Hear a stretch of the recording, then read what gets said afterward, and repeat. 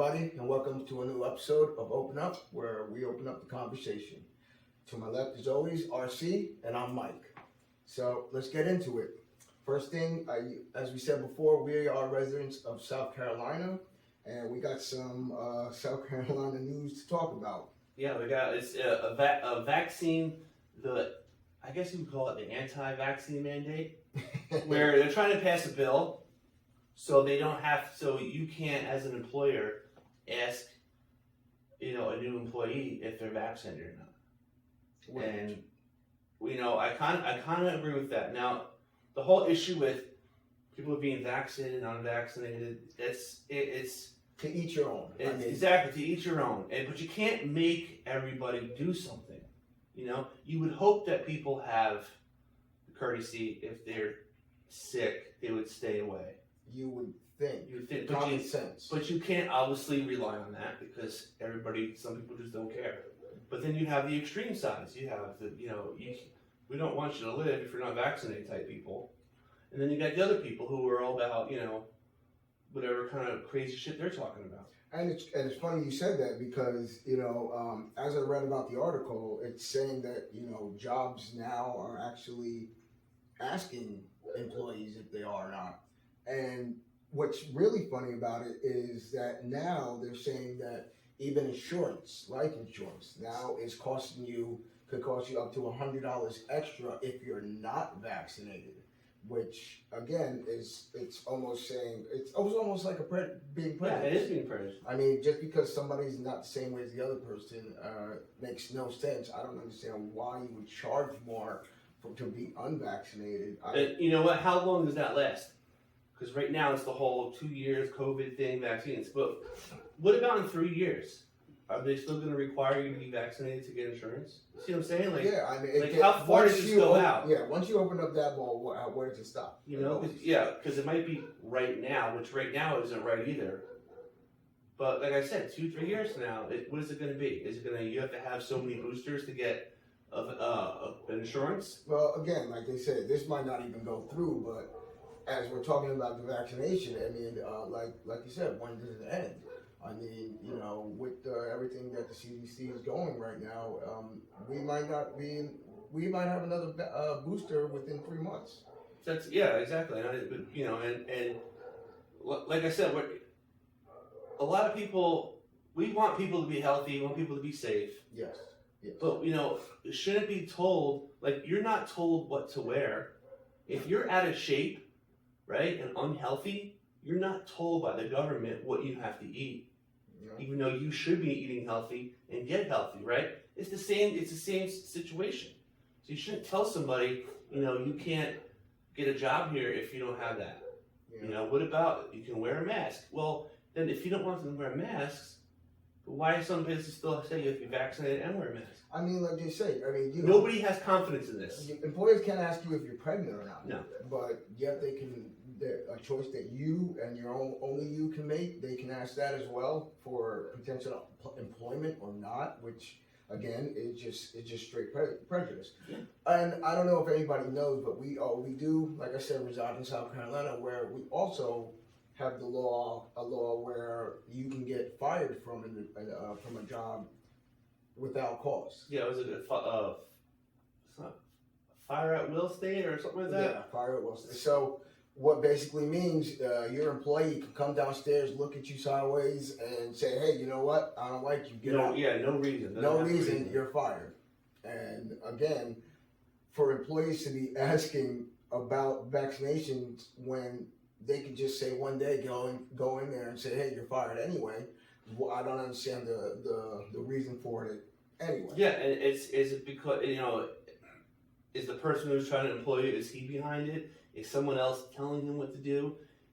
But just like we said before with the car insurance, let's say they allow this to happen, and you say, no, I'm not vaccinated. So that's almost a guarantee of you not getting hired, even though you're fully qualified, because of that one little thing. But also, what happens when they ask you, this one question? What happens next year when they say, well, the door's already open now. Now we can ask, all kinds of other questions. And again, you have what you have to go through just for nowadays with life insurance. Me being a type 1 diabetic, it's hard trying to find life insurance that, will cover Yeah. everything I need. So now you're going to tell me if I'm not vaccinated, I might not get that life insurance that I've been working towards. I mean, again, you're going to open up a whole can of Yeah, pickles. they are. It's just going to leave a mess everywhere. Everybody's always complaining about unity and let's be equal. This is literally making it unequal. Yes. It's making a separation. There's Well, other ways to go around And it. I can understand because I talked to my boy, New York Rob, and he said, maybe it's because they don't want to get it like New York, where you're mandated and have to wear a mask to get into certain areas. Yeah. I mean, right now, South Carolina is not like that at all. No. And maybe they're just trying to get it to where they don't want it like New York, where you're basically saying you can't do anything unless you have a mask. Yeah, and like you said before, obviously, if you get a vaccine, let's say 3 months ago, three months later, it's a whole new But strain. exactly. So that's another argument you could bring up. Like, okay, so yeah, I'm vaccinated. Oh well, I'm vaccinated because I vaccinated. Back in the alpha. The 2 before boosters. So am I still good now, or do I got to see that now? You're gonna open up everything. Yeah. That's just gonna go. And they're not crazy making new vaccines per strand. strand. Yeah. I mean, they're keep up with it. they're trying to wait for a big one. That way they can do it. Okay, now you're good. But again, then what if the next big one comes? Yeah, Then you're not good, and then now you have to do it again. Come on, guys. Government arm. Not enough holes. Not enough need them all. Yeah, I think as an employer, I would really, if there's obvious signs, if someone is sick, then you would hope that person would be like, all right, I can't come to work, or I can't go in public places. I don't want to get spread. But down here, it's very lenient with that. It is because a lot of people, They'll say most just people stay I home. see stay home. Stay home. They don't go out when they're sick. At first, when it first started, you were able to stay home down here and get paid for a week. Yeah. But I mean, obviously now that everybody did, that's not gonna happen. But I'm That's- just saying yeah. that's how lenient it was over here. Oh, you don't feel good? Stay home. You get a positive test, you were reimbursed for that week you lost. But again, it was lenient. Oh, you don't feel good? Don't come in. That was the stay down here. If you no matter what, you don't feel good, stay home. Yeah. So I mean, a lot of people are taking advantage of that, of course. yeah, of course. That was free money. Yeah, that's the here nor there, But like you have, like the CDC says now, it takes 4 days. So when this first happened, it was 2 weeks, 14 days, right? And now they say it's 4 days. Well, if you're still sick in 4 days, you're legally allowed to go back. So are they trying to say, well, we don't believe what they're saying, we have to come back this some way by making everybody get a vaccine, if they want to work here. Yeah. You know what I mean? So what is it? What are they trying to say? Are they not believing the CDC, or does it really take 4 days? You know what I mean? And that's something that's I don't necessarily believe that it should be pushed on someone. They have the right to choose, just like there's everything else we do has a right to choose. You want to buy a gas car or you want to buy an electric car. Yeah, and like I said, that's the greatest thing about our country. We're allowed to have our own choice, and our own choice is dependent on the values we have and the way we look at things. So again, one person is not going to be the same as everybody else. It's just a scientific fact. Everybody has their own way, their own say, and what's brought up a way that they think. And again, it's like bouncing a ball off a concrete wall. It's just going to come back at you. You might as well just not even worry about it. People have their own decisions and their right to do whatever they want. Yeah, especially something this big where you're generalizing everybody. Yes. But like I said before, it's not even just generalizing everybody. You're putting out wedge. You're making separation. With your mandates, you're creating separation between. It's the vaccine COVID race wars. Yeah. Is what it is. And like I said, I was talking to New York Rob about it, and I feel like sooner or later, we're not even going to have IDs. It's just going to be vaccination cards we're giving out saying, hey, this is who I am. Yeah. And it's sad that might be the way that it's going to go. But again, then you have people that aren't vaccinated, and then what happens with those people? Yeah, exactly. So are you going to be forced? Yeah, Not just mandated, you're going to be forced to do it. So there goes your freedom of choice right out the window. And that's a pretty big choice. If that gets overridden, there literally is nothing to stop them. You know what I mean? You can't count on with the laws or the Constitution, because if the people who are in charge creating these things don't care only about their profit margin, then it doesn't matter. You see what I'm saying? And then that puts us all in a pretty shitty situation. Pretty shitty, guys. So mandate for business, you should have the right to work without having to say that. That's what I'm saying. You should. I mean, no matter what. I mean, you have your right to what you think is right, and nobody should ask you or question your beliefs. Simple as that. But guys, so while we're on the subject of freedom, yeah, guys, we got another one over here. Russia. I know you guys are watching, kind of getting some points here about Russia, about their whole war situation. Yeah, we want to invade Ukraine. I tell you what, it's going to be a bad situation. I know a lot of people are thinking, well, is that our problem? It's another country. And some of that answer is, you're right. But the other problem is, they're going to have to reach out and ask for help if it's serious. And like I was telling you before, see, Ukraine is not yet part of the UN. It's getting there. They have to, they're jumping through hoops, pretty much, is what it's come down to. I don't have the specifics, but you can look it up. You can definitely find it. But they're jumping through hoops. So they're on the waiting list to be part of the UN. So like if a country like Russia invaded them, they would have the instant support of the UN. It's like the extended military. But now since they don't have that extended automatic, it's almost they got to turn around and ask, will you help us? They're going to turn to the United States. Will you help us? And this could lead to a million different things. What if the United States does help and we get involved in that? Now we become direct enemies with Russia. Exactly. Does it stop in Ukraine? And like you said, I know that something has to be done, because again, if Russia does go and take over, when does it stop? Do they stop there? Yeah, exactly. So right now we're stuck in the middle. We're literally stuck in the middle, and it seems like everything from what now they want to go and they're sending troops over, and they want to. This happened. I don't remember how many years ago, but it's happened before. There was a threat when Russia was invading Crimea. How you said that, Crimea? We had to put a couple thousand troops into Poland on standby, because it's relative right there. But we did that after they were already inside Crimea.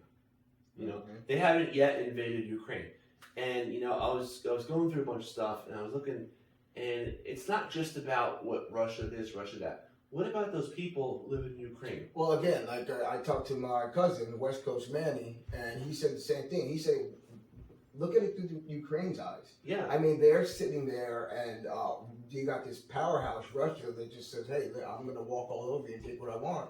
And again, they have nothing they can do about it. No. Man. And that's why they're reaching out, to they have to. Yeah, they have to, because again, if Russia does take over, what prevents them from stopping there? Let's just keep going. Let's just keep going west. Let's see how far we can go. And then you create more wars. There's this theory. Putin wants to recreate the Soviet Union, in a sense. So you have a place like Ukraine, who has spent many, many years under the grip of the Soviet Union, wanting to get away. They finally get away, have a few years of, their own country. Trying to rebuild. And now they have to fight it off now, worrying about taking over. And I saw a bunch of stuff where they have little school kids right now in Ukraine learning what different weapons are and explosives. See, that's because what you should be learning. the imminent of war problem coming in from Russia. You need to protect yourself. I understand. You got rebels, you got people, you got the citizens of Ukraine getting ready to stand up to fight.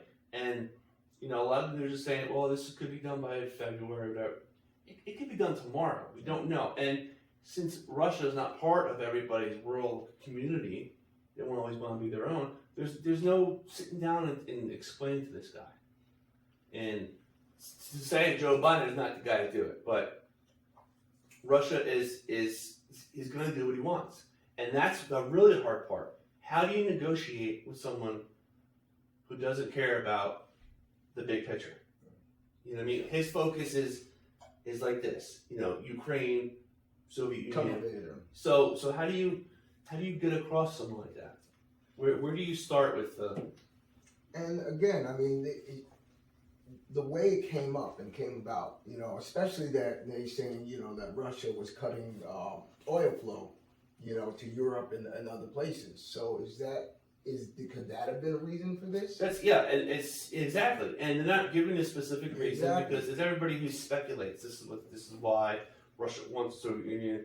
You know, the whole pipeline thing that Biden granted Russia, which screwed over Eastern Europe. Mm-hmm. That's for another day. So you have all these things coming into play. Exactly, and the United States is known as a country that will just go to war to take what they want. Yeah. So Russia goes in Ukraine, do you send troops or not? Again, it's so tricky because Ukraine. It's the fact of what's stopping Russia after Ukraine. You're right. And that's a huge question. That's the big question. I mean, again, you know, if they do take over, and then, you know, now they say, oh, you know what, U.S. didn't step in, Europe doesn't do anything. Let's try Poland. Let's move a little forward. Let's test the waters, actually, and see how far I can go until I push this man to do something back. Yeah. And in that regards, nobody will win. Nobody will win. What's going to happen is they're going to invade a UN country. And somebody's gonna have to. And that's gonna be, that's where it's gonna start. Big powers. Yeah. And once it starts, you know, we know from history that Russians don't like to lose. Yeah. So, you know, I'm pretty sure there won't be a winner in that. You know, again, like I said, it's. But that's the conversation people need to be having. They need to be asking these questions. Yeah, everybody needs to be looking up, like, why is this happening? What is the main reasons? That's what we're trying to figure out. You know? Well, yeah, and it's, some people might be like, a lot of people will say, well, it's not our problem, not our country. Leave it alone. And you have the other side saying, no, we need to help those people. And, you know, that's where I'm at. We need to help those people, but at what cost? Is it going to cost us? And usually, more than likely, it will. It's, you know, it costs our money, it costs our soldiers, number one, our equipment, and who knows how the relations will end up. If we don't go, let's say, is our relationships going to be even more tarnished with Eastern Europe as they are now? And if we do go, we can probably kiss that relationship with Russia goodbye. See, and, you know, right here, you know, the U.S. sent a plane carrying military equipment and munitions to the capital, Kyiv. The third shipment Kiev. The third shipment of 200 million security packages to intend to help Ukraine.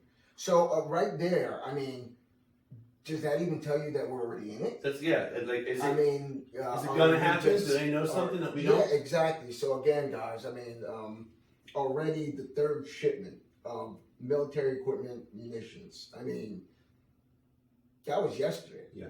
That was Actually, no, I'm sorry. That was Tuesday. Today is Thursday. So that was on Tuesday that this third shipment. So again, and that's from what we're reading now. So how many more?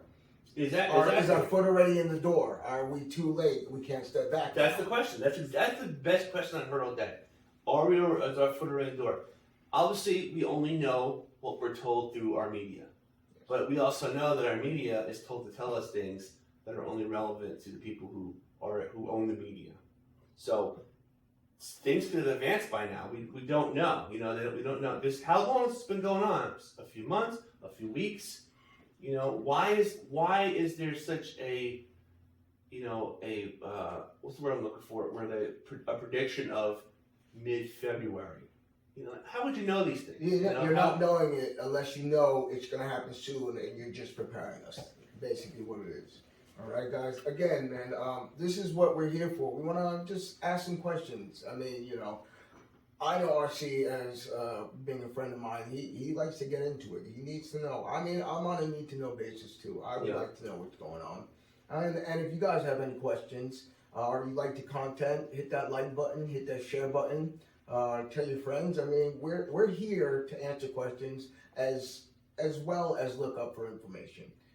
You know, we're here to tell you what we think, our opinions, and maybe some other opinions. Like I said, you know, I talked to my buddy in New York, Rob. He has a lot of information he puts into it. My cousin West Coast Manny. I mean, he's the same way.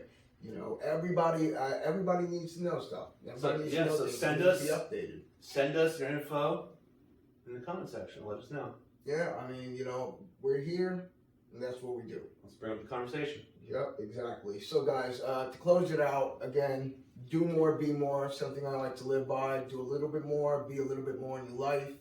Don't settle for less. Try to get as much out of this life as you can, because you don't know how long you're going to be here. You don't know how long the person next to you is going to be here. That's right. So, I mean, again, do more, be more, and hopefully everybody can live a little bit better. And as my good friend would say, if you're not first, you're last. Bobby. All right, guys. All right. See you guys later. See you on another turnaround, guys. Thank you.